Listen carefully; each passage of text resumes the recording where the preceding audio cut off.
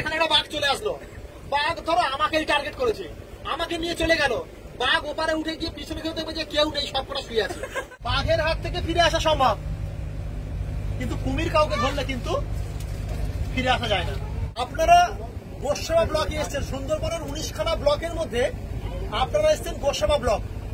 গোসাবা ব্লকে পরেই হচ্ছে নদী শুরু, তারপরে জঙ্গল শুরু, তারপরে বে অফ বেঙ্গল শুরু। এই সমস্ত এলাকায় মানে বিশেষ করে আপনারা যে গোসাবা ব্লকে এসছেন, এই গোসাবা ব্লকে 51টা গ্রাম আছে, 14খানা মতো গ্রাম পঞ্চায়েত আছে। এই 51টা গ্রামের নদীর সাইডে যে সমস্ত গ্রামগুলো, যেমন পাখিরালা, ওদিকে দয়াপুর, অ্যাংপুর, জেমসপুর, লাহারিপুর, এদিকে সোনাগাঁ, এই সমস্ত এলাকাগুলো প্রতি বছরই কম বেশি নদীর সাথে বাঘ এপার থেকে ওপারে চলে যায়। এই যে নদী দেখছেন, এই নদী পার হতে খুব বেশি হলে 15 থেকে 20 মিনিট। দূর থেকে দেখলে মনে হবে একটা ফুটবল ভেসে যাচ্ছে, সারা শরীরটাকে জলের নিচে ডুবিয়ে রাখে, মাথাটাকে ভাসিয়ে রাখে। 2-3টে কারণে বাঘ নদীর সাথে এপার থেকে ওপারে চলে যায়। একটা হচ্ছে এই জঙ্গলে প্রচুর পরিমাণে খাবার আছে, কিন্তু সেই খাবারটাকে ধরা কঠিন, কারণ শ্বাসমূলে পরিপূর্ণ।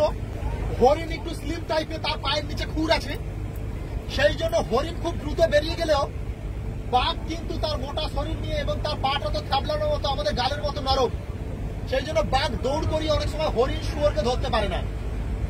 সেই জন্য বাঘ এখানে হরিণ, শুয়োর এগুলো যথেষ্ট পরিমাণে থাকার সত্ত্বেও খাদ্যের অভাবে প্রচন্ড পরিমাণে ভোগে। সেই জন্য খাবারের জন্য নদীর সাইডে চলে আসে, এসে ওই লোকালিটির দিকে তাকিয়ে থাকে।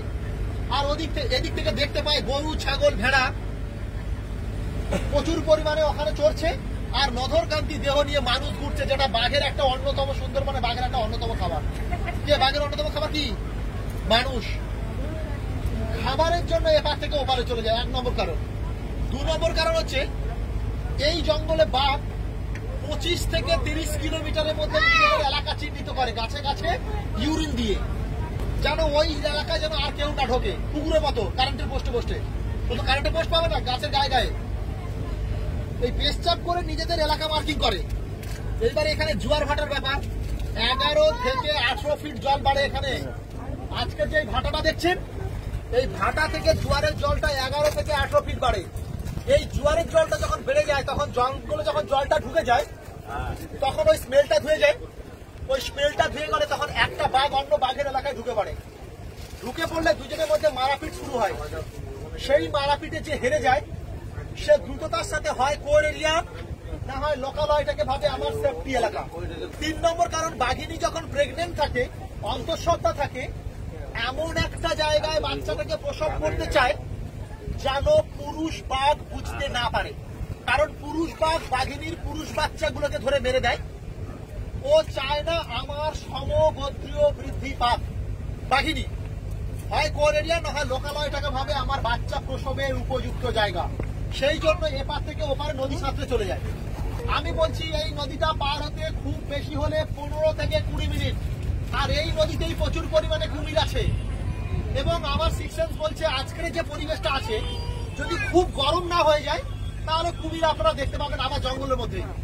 এই নদীতেও প্রচুর পরিমাণে কুমির আছে। এখান থেকেও মানুষকে নিয়ে গেছে, কিন্তু যারা বাগদা চিংড়ি ধরতে এসেছিল, মাছ ধরতে এসেছিল, এরকম বহু মহিলা যারা কুমিরের পেটে চলে গেছে। বাঘের হাত থেকে ফিরে আসা সম্ভব, কিন্তু কুমির কাউকে ধরলে কিন্তু ফিরে আসা যায় না। সেই জন্য এখানেও প্রচুর পরিমাণে কুমির আছে। সেই জন্য এখানকার লোককে দেখবেন জলে তেমন খুব একটা সাঁতার টাতার দিচ্ছে না, কারণ ওই কুমিরের ভয়।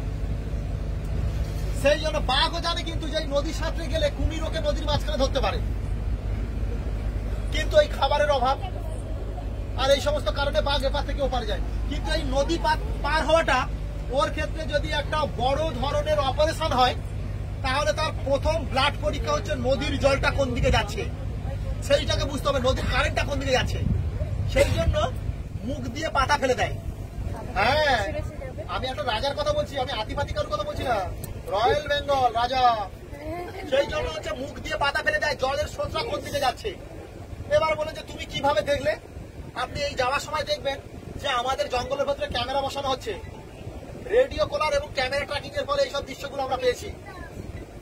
জলে মুখ দিয়ে পাতা ফেলে দিচ্ছে, জলের স্রোতটা কোন দিকে যাচ্ছে সেটা বুঝবে বলে।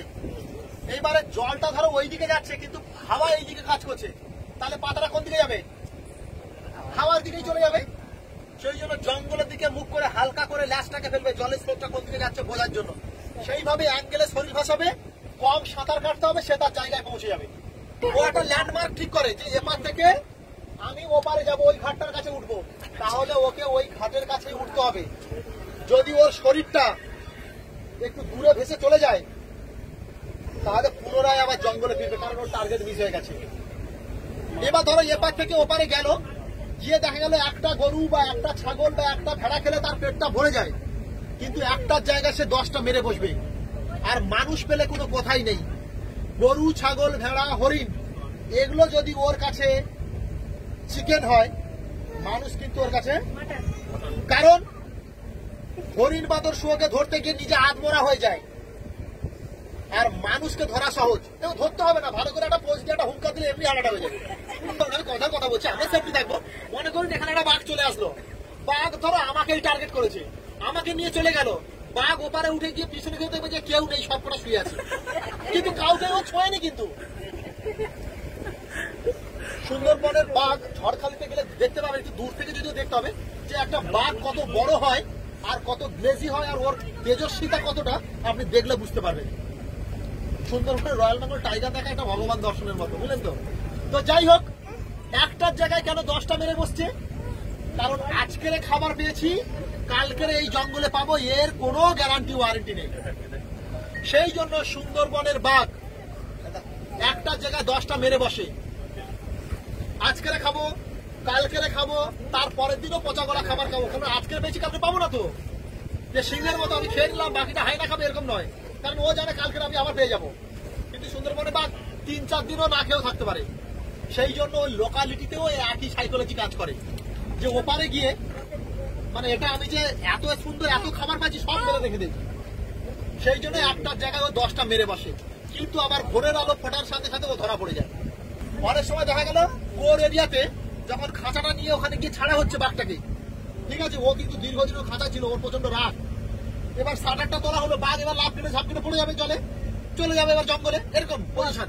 মনে করুন ওরকম জঙ্গল, এরকম জায়গায় বোটটা থেকে খাঁচাটাকে খোলা হলো, খাঁচা বোট, বাঘ ঝাঁপ দিয়ে ওখানে চলে গেল। অনেক সময় জলে ঝাঁপ না দিয়ে যে শাটার তুলছে তাকে ধরতে চলে আসে। এরকম প্রতি বছরই কোনো না কোনো গ্রামে আমাদের এখানে বাঘ ঢুকে যায়, আর তখনই ঠিক এরকম ভাবেই বাঘটাকে ধরে